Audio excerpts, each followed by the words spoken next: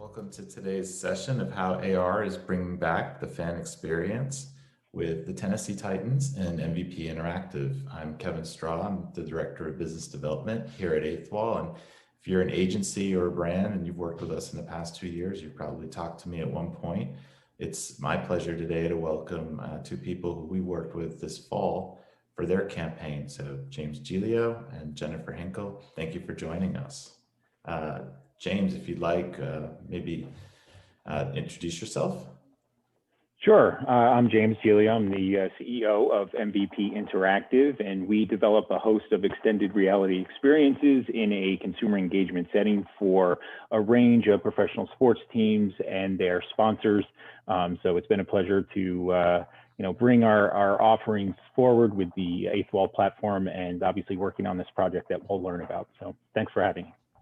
Thanks, James. And Jennifer, yourself. Hi, I'm Jen Hinkle. I'm the Senior Director of Marketing and Digital Strategy for the Tennessee Titans.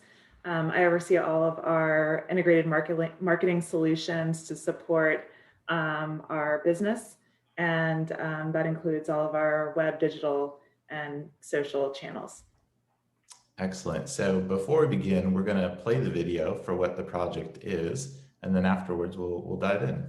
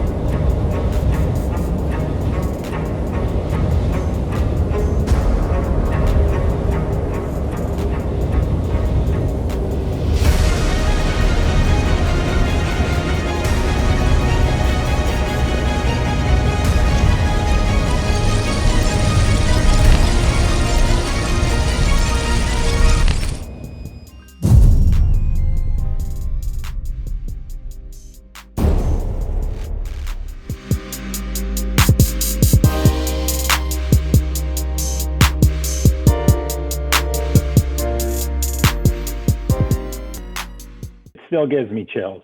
That's such a fun. Awesome. So, I mean, let's start here. That's a pretty amazing, activation. James, tell us how this first came about. Yeah, so coincidentally, we were working on another project on the other end of the state in Tennessee, in Memphis, and so we wanted to regroup with our friends at the Titans, and Jennifer and I had a long-standing history working together throughout our careers, and so we were able to regroup over the summer, and as you know, and as we're still dealing with, a lot of professional sports teams and properties were still evaluating what, compliance and what the pandemic was going to allow them to do or not. And so Jennifer had mentioned this programming that they were looking to roll out in a, one part marketing, community relations in terms of commissioning this, a local artist to create this mural. Obviously, Jen can speak to what murals and Nashville have the connection and how much that's woven into their community. And so the team wanted to give a presentation or a message to show the resolve of the city and all of the challenges that the state and Nashville in particular had gone through in 2020 with storms and COVID, obviously. And so initially the idea started, Jennifer telling us about this campaign, and I said, well, working with Jennifer in the past, I said, well, you know how our brains think, and how can we add a digital element to this? Because naturally, of course, people and tourists, fans, whomever walking downtown Nashville are going to see this imposing mural and want to interact with it. But what can we do from a technical perspective to really make it come to life? And so we started to kind of brainstorm different engagement pieces and different levels of technology. And I think we netted out this idea over dinner that night to really flesh out some of the ideas and the concept. And so speaking to them a little bit about what web-based AR is capable of doing, and allowing our kind of creative teams to get together. There's a lot of direction on the team side from Jennifer and her creative director, as well as internally on our end. And so it really happened completely organically, and something on, from our perspective, keeping trends and pace to not only the technology advancements in what's happening in the technical world, but keeping an eye on marketing and what's valuable. We had done a lot of research internally with our CTO Jason Marziani and Gavin Rennick, our creative lead, to really learn about the capabilities of web AR.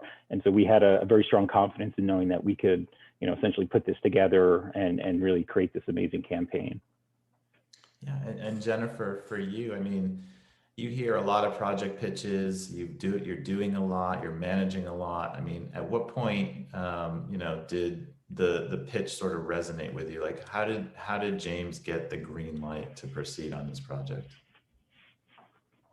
I think my version of the story is a little bit different. I think, I was almost pitching him on the project because, and maybe I should start at the beginning, because when we, in my previous life, when we were doing a lot of projects together, James was definitely coming at us with a bunch of different ideas and concepts, and it's tough sometimes getting that green light on a big AR investment. But so for us, James had a little background on the mural itself. It was something that we wanted to do for a couple of years, actually. It's a big thing in Nashville. So we thought it only made sense to have a Titans mural, and it took us some time to find the right location, and all the pieces started falling in place with the local artists and the storyline. But we thought, how can our mural be unique? There are a lot of spectacular murals across Nashville. I highly recommend making the trip down at some point.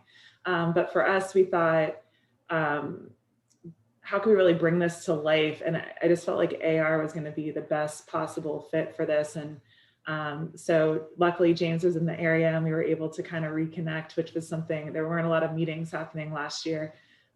So we kind of he saw the space, his creative team started thinking about how we could, make this come to life. We didn't even have the art at that time. We were kind of still sharing what the vision of the art was going to be. So it was a fun project to develop, but ultimately the green light came with their creative people helping ours to really see the vision of this.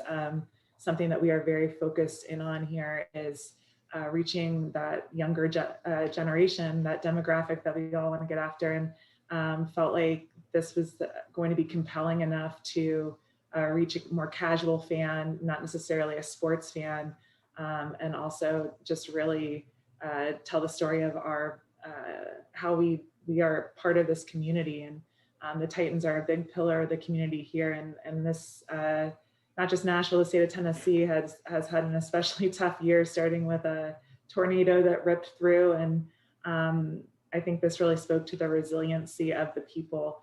Something that you kind of can't tell in the art at first glance is we have all the different counties of Tennessee integrated. We have quotes from famous Tennesseans, John Lewis and Pat Summitt. So the AR also helps really bring some of those more subtle components to life, which I think was the extra nice touch to it.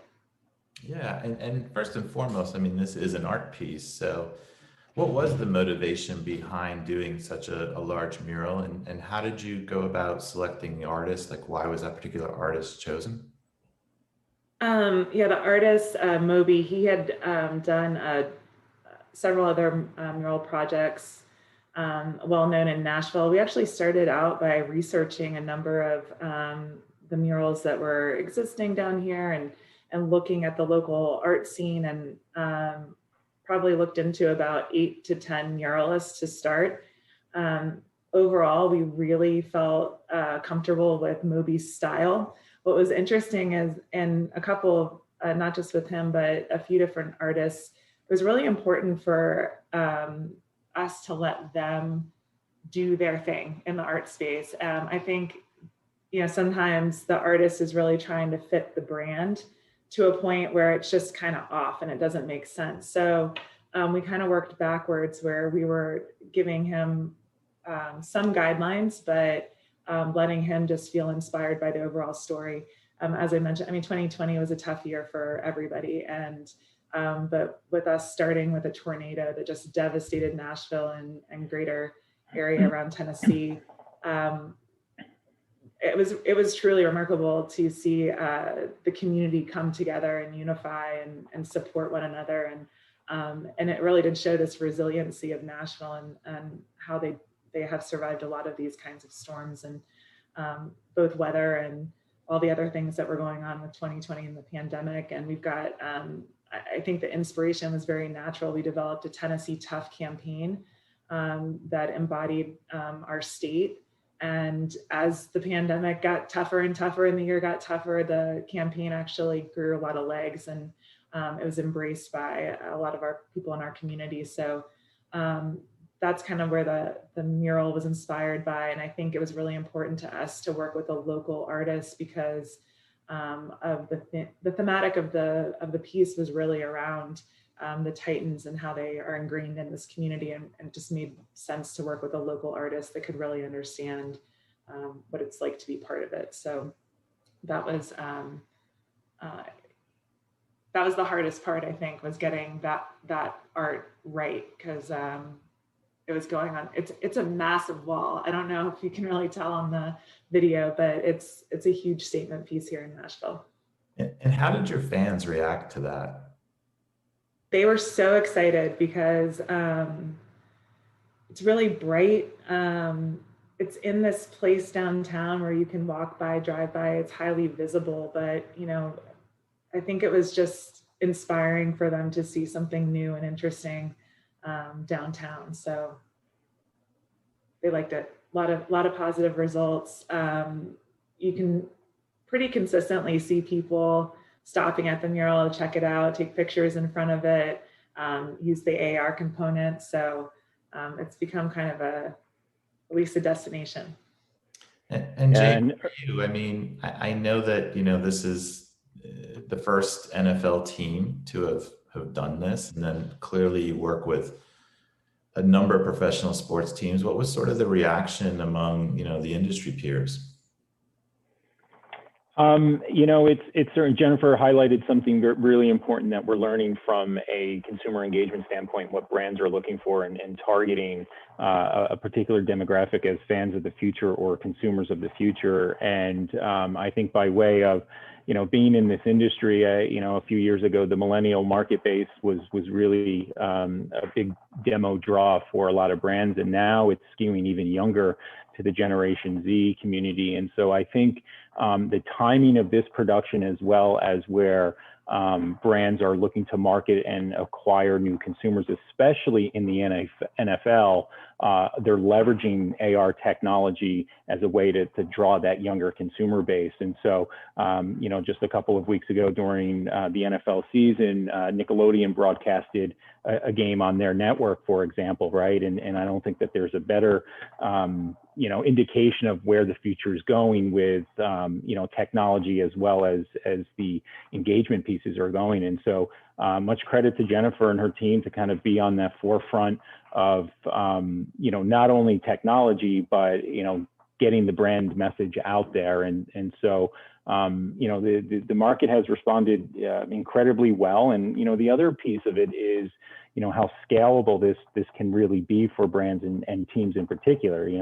Again, you can't stress it enough in the environment that we live in with a lot of unknown. It is important for brands to have a voice to their consumers. It is important for teams to still have that connectivity. And it's been a challenge for them to really think about new strategies without, fans in the stadiums. And so this is something that can live with or without that setting in particular. And so I think that's what's really resonated with the overall market base in professional sports is, hey, this is a real solution that, we can still engage. And then, let's not forget that, there's a lot of, the front end experience is very important. It's extremely valued, but being able to provide some insight and data on usage and, extended media impressions and things of that nature, earned media, is really the other value add. And so there is a tangible return on these investments, and, it goes beyond just the cool factor, and that's just a further extension of the value that we try to bring collectively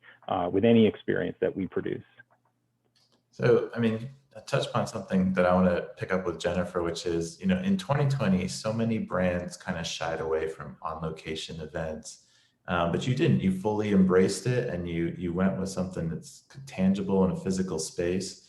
You were fortunate that some of your fans were able to, during the season, attend. I know not every NFL team was able to do that. So can you talk about like some of the factors that, maybe COVID played in terms of actually going forward with this mural? And then would you recommend, a sort of location-based experience for other brands and for other teams? Yeah, actually, it was interesting because COVID played a big part in us greenlighting the AR at the mural, because I think initially our thoughts were, how can we put some AR pieces at the stadium, enhance the experience there for fans. And as the year progressed and we had one plan after the next canceled, so we kept having to shift to virtual events or just get creative with what we wanted to do for anything from early on for the draft. We had all kinds of things canceled and postponed. So to me, this was actually the home run. I knew that we could do this and not have to worry about headcount and people. We were extra cognizant of making sure we were compliant with any kind of local and state rules as far as any events and things that we did end up doing in the fall. Beyond game day, we were able to get fans in our stands, which was really fortunate. But everything was done at a super high safety protocol level. It was well vetted through everyone. So we were really cognizant about not creating events or things that would draw crowds, because that's the last thing you wanted to hear was, oh, all these people showed up for this Titans event and everyone has COVID now. So we were really, really being careful. So this wall is at a huge empty parking lot, essentially. And I think that as we saw more and more people starting to come out of their houses and taking walks through downtown, masks on, what have you, we figured that this was something that people could come out and enjoy on their own time.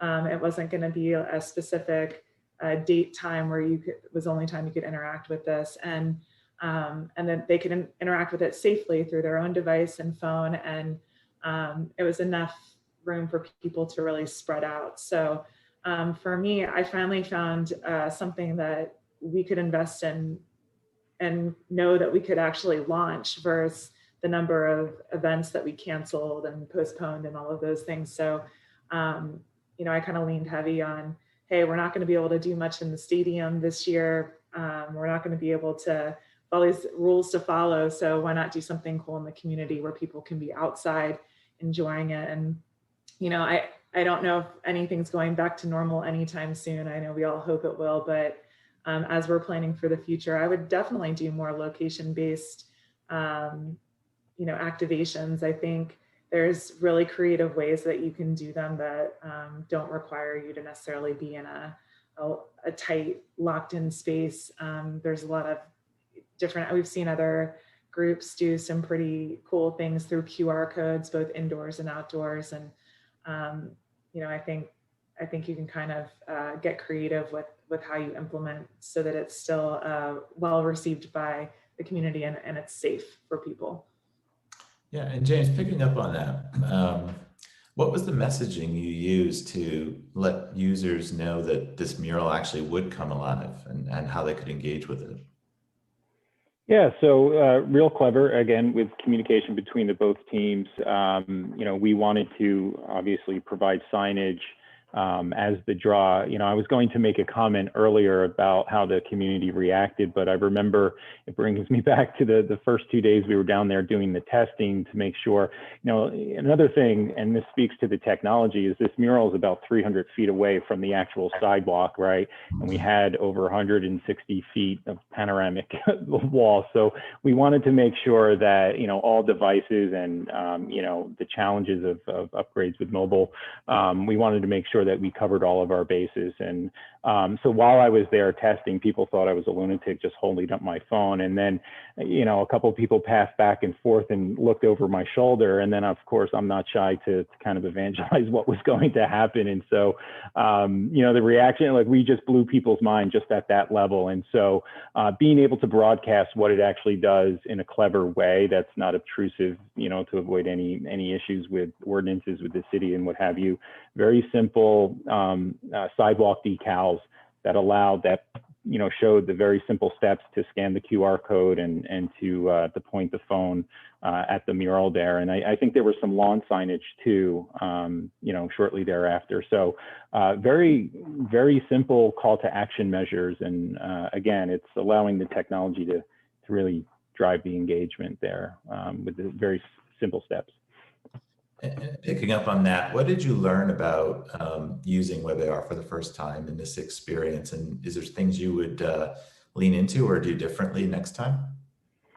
Well, I think just really expanding on the capabilities of what the programming can do, right? And that is, whether we decide to in the future gamify some of these experiences, location-based, creating some mobile experience in a way of a scavenger hunt. And so I think, we felt at the time extremely confident with being able to make this come to life and have the 3D animations and have the motion graphics be a part of it. But I think now, once we're fully, now that we're kind of fully embedded into the platform, really taking it to the next level of the interactive piece.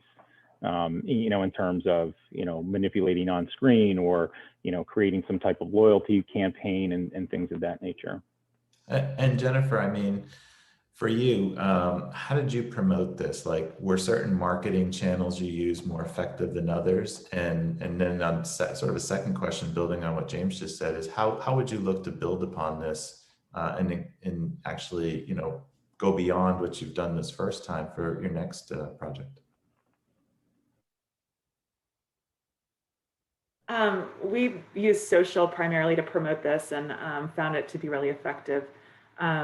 We've also put out some promotion in some local area newspapers and websites that highlight these kind of destinations in Nashville. So that was something that was important to us. Like I said, we wanted this to be a destination in the city. So working with some of those travel groups to kind of get the word out was helpful for us. But I'd say social was probably the most effective. Like James touched on, I don't know if we've even really taken full advantage of the capabilities that are already in place as far as expanding this. It's really cool that the art itself launches the experience. So we could print the art on a poster and you could launch the experience in your home. So I think that we could also put the art directly on social and have people launch it. We were trying to figure out how that would work though, because most people are on their phones on social and you'd probably need a second device. So, but we were thinking about ways to put the art out into the marketplace. I think overall, we'd like to do two things to expand this also is put more of these in some of the other cities across Tennessee.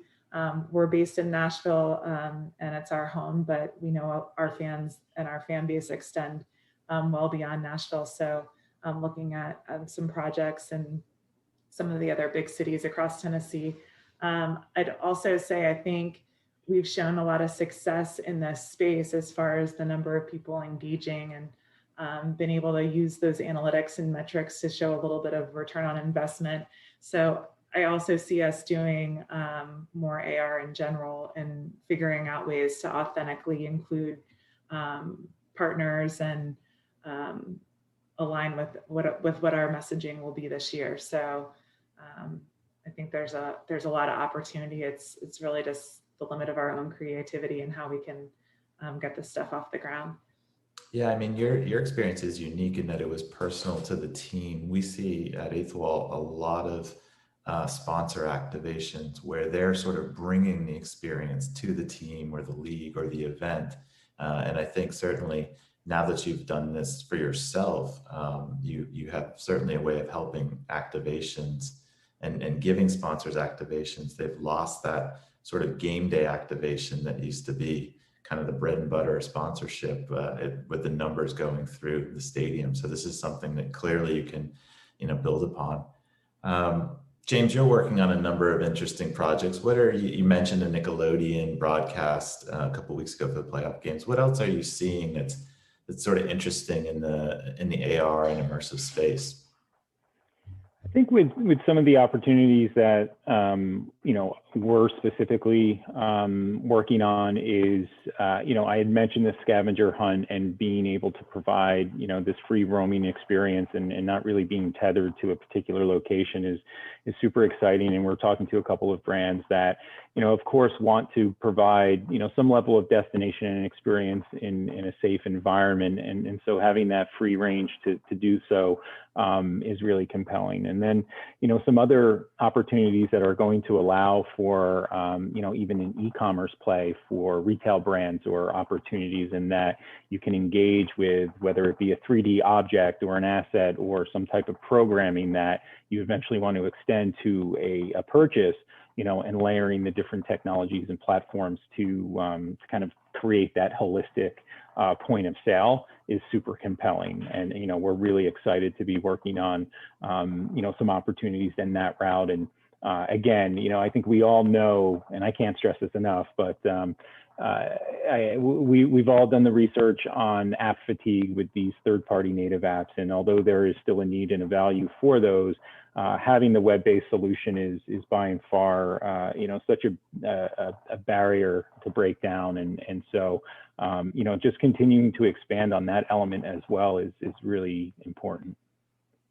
And Jennifer, before I'm going to ask you the same question, but you mentioned how would you do an image target campaign through social or electronic? I mean, we've seen our partners where in an email or social post they put the image and then they put a link or the QR code so that gets you into the experience, and then your phone can just access the image. So clearly plenty of ways you can take advantage of that. Now for yourself, I mean, your take, the NFL is usually called the copycat league. You must be taking a look at like what everybody else in not only the NFL, but maybe the NBA, Major League Soccer, as they're trying to reach, younger fans as well, and what's being effective and working. What's interesting to you? Yeah, it is interesting. We all share good ideas, I think. We're all after kind of different groups. So, coming up with, being on the forefront, coming up with unique ideas is, gets us a little bit of credit here. But yeah, I think there's two things going on.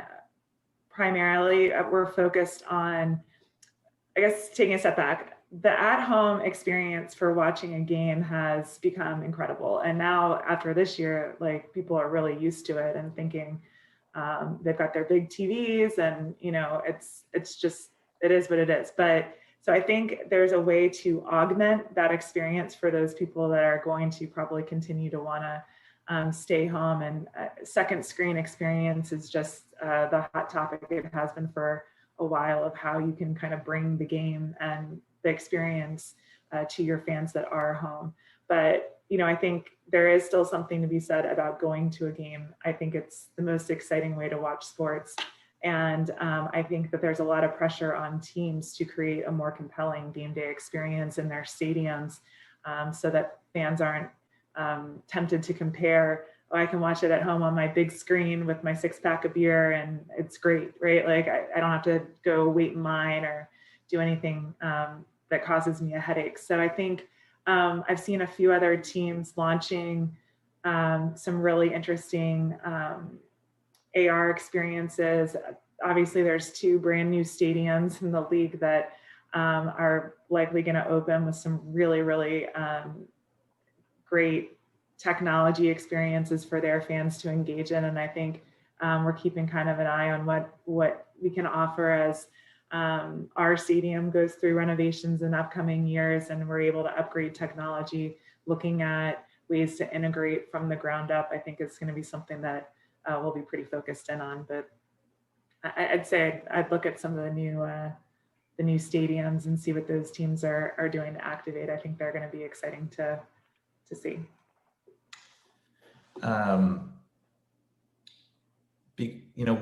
What advice would you give to someone who's maybe thinking about using web AR for the first time for their own either brand or first party use? To be thoughtful about it. I think being authentic is just so important for brands these days, and I think AR can be looked at, especially from the top level, as a very expensive integration. I think usually a price tag is why a lot of brands might reconsider jumping into that space. I think it's become much more affordable. I think the web AR piece, that was something that James touched on a little bit earlier, that we went back and forth with, do we want to put this in the Titans app so that it helps with downloads and all that stuff? But ultimately, we felt like the web AR allowed us to reach a much wider, more casual fan, and the younger fan base too. So I think if your brand is interested in reaching that younger generation, then these are the types of technologies that you're going to have to start investing in. And sometimes it's hard to sell it from through budgets and things, tight budgets, but it's becoming more standard now to have analytics and things like that to back up your investment. And I think as you're just pick the right concept to start with. It doesn't have to be as large as a huge mural wall, but there are lots of small ways to get started, and you can pick what's right for your brand and go from there. And James, a similar question for you. I mean, what advice would you have for developers on the call who are maybe thinking about doing their first web AR experience, both maybe from a technical as well as a selling in proposition? Yeah, and first and foremost, I want to give credit to where credit is due with our team here. And as I referenced two names earlier, Jason Marziani, our CTO, and our lead creative director, Gavin Rennick, in that discovering and really dialing into the platform and leveraging the open source resources that 8th Wall provides, I think was extremely helpful for the ramp up period and the education of the development. So for the developers out there, I think there's a nice library that 8th Wall provides that you can learn from and get some ideas. And then on the brand and agency side, of course, I mean, creative is extremely important to the overall message and the concept. And so to be thoughtful, as Jennifer had mentioned, and, something that we've heard in the past, and I do agree with from a marketing standpoint as well as a technical one, is that you don't want to use technology for the sake of technology, right? And so it has to be for the right reasons and the right engagement for your brand and your overall message. And so it's something really that we focus in as core values of our value and to what we provide for our clients to try to assist that.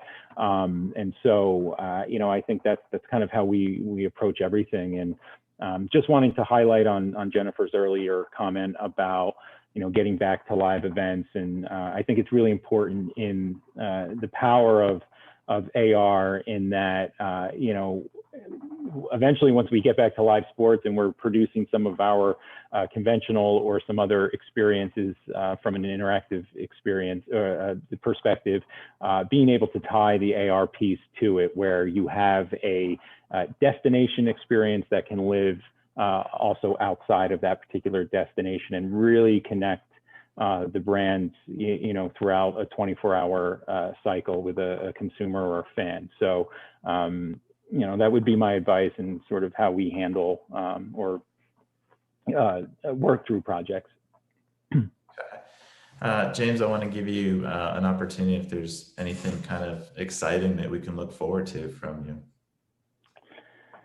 Nothing outside of, out of NDA at this point, but I would say within the next couple of months, weeks, if you will, we'll be able to really share some really compelling experiences. And, we're in the early phase of a production that I think is going to be a perfect showcase of a complete holistic entertainment, e-commerce, and augmented reality experience that has some real potential to be the next big thing, so to speak. And so, really getting our hands in there in the development and as that progresses. So it's all that I can say right now, but again, I hope in a month or so, we'll be able to drip some information. Excellent. I'm going to take a few minutes. There's been a couple of questions come in, so I'll see if I can get these to you. So one question is around metrics. If either James or Jennifer, if you want to handle this, it says, could you share information about how often the AR experience and QR code was scanned greeting from the Netherlands, Frank? Yeah, so we did touch on that early on. We wanted to provide immediate value and information to Jennifer and her team. So I think after we gave it about a 3-week ramp up time before we did our first case study. I don't have it in front of me, but I can tell you that there were over 6,000 launches of the experience within the first 3 weeks. And there was a host of earned social media valued. And again, I don't have the numbers in front of me, but the amplification on social was valued well over, a 6-figure price tag. Same thing with the earned media. But, I suppose we can share with Jennifer's blessing if that's something, we want to circulate, Kevin, to your team in terms of that case study. But from what I recall, the early metrics was very, very high. All right. Another question, again, I'll open it up to either one. Andrew, what were some of the unexpected benefits you found from this web AR experience? Maybe start with Jennifer. Our owner loved it, and that is always a very good sign. So there were, Christmas card photos being taken in front of it. So that was nice. I think, I think I expected people to like this, but like James said, I was really impressed given the timing and that people still aren't really going out, like how many people did launch the experience. And that was kind of preliminary. So as we've pushed more throughout, we have actually, I think, been able to show a real return on the investment. So that wasn't really our motivator for this particular project, as far as, seeing these analytics that would show that we spent money in the right way. For us, the project was more important than just the investment, but I think that was the unexpected surprise, is that we did, in fact, show some excellent results. So to the point where, we're working on more of these projects and next projects. So sounds like we'll have some backing on those. Excellent. Another question about ROI. Can you share maybe one important engagement metric to track in a similar project? So I think a lot of times these experiences on our sites will measure through engagement, or maybe there's a call to action at the end where somebody is prompted to take an action. What were you looking for in terms of just engagement as well, or any other metrics you might have cared about? For us, we were looking also past just the number of people that engage with the experience. I think James mentioned we got a lot of earned media impressions and pickup covering this piece. So, for us, we were looking at a broader scope of metrics across social, and not just limited to the ones via AR. But like you said, I think the AR piece helped really tell us a little bit more about the number of people, since it's harder to say how many people are walking past or driving by. That gave us a little bit more concrete numbers about people that were stopping and spending the time to actually get through the experience. And James, a question for you. How long did the project take from concept to completion? Oh, that's a loaded question. I can never answer that. Well, it was in enough time for us to obviously produce something great. But I think, Jennifer, correct me if I'm wrong. We had met early in August, and we were looking to launch at the start of the NFL season, which happened to be September 12th, 13th, right around that time frame. So it was about 4 or 5 weeks of real sprinting to get it done. It was, a collaborative effort, and, that's not an ideal time frame, as you know, anyone that develops these experiences and wants to get the appropriate testing and what have you. But the other key component is what gave us a lot of confidence in sort of phasing in the project as well is, many developers have the theory of pushing to launch. And once we push to launch, we can, iterate from there. And so having the flexibility to not only push updates pretty seamlessly, once we were able to kind of tweak some of the creative or any other particular messaging, really, I think gave Jennifer confidence in knowing that anything that should evolve throughout the season that is relevant, we can make those enhancements on the fly, so to speak. So, in short, it was about 4 to 5 weeks, but this is something that, we anticipate evolves through, even now, and we sit here in January. So. And Jennifer, for you, any advice on pitching a similar project to additional communities for maybe others who could take advantage of this? Yeah, I think, like James said, if you can get their team involved early in the process, that really helped us concept the right idea. Specifically for a mural project, I think finding the right location is important, but I think,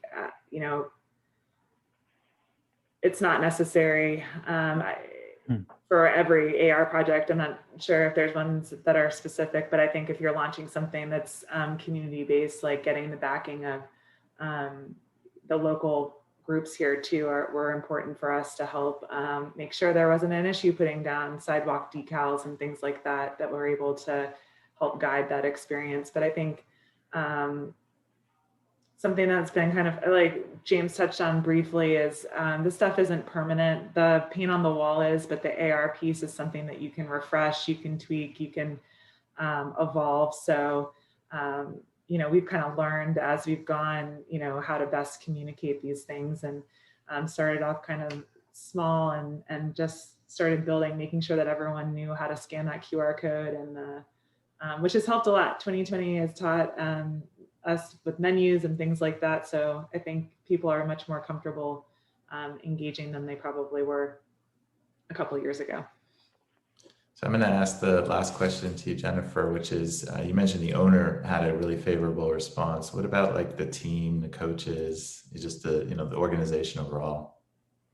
Sure. I mean, there's just a sense of pride here in Nashville. Our team, our players love being here. This, like I said, we all saw it in a very different setting when we were all cleaning up for the tornado efforts. We had coaches and players out in the community, and just everyone working together to try to get this going. So I think, for the players and coaches to pass such a massive wall and see the stuff that we're doing, and it makes them feel good to be here. They feel the support of the community, and that's just important for every team to be embraced by the local community and beyond. So definitely nice to make an impact here and see our brand more visible in the space, and especially in an area that's, like I said, a lot of people drive by. So hopefully a lot of our players and coaches have passed it throughout the year while they've been heading into the office, and the rest of us work from home. Well, excellent. Well, I want to thank you both for joining us today. Look forward to your next projects. If there's brands out there who need help, please reach out to MVP Interactive and James. If people have questions about Eighth Wall, you know how to contact us. And then certainly, Jennifer, good luck next season. You still have a really strong team. Looking forward to seeing how the Titans perform on the field.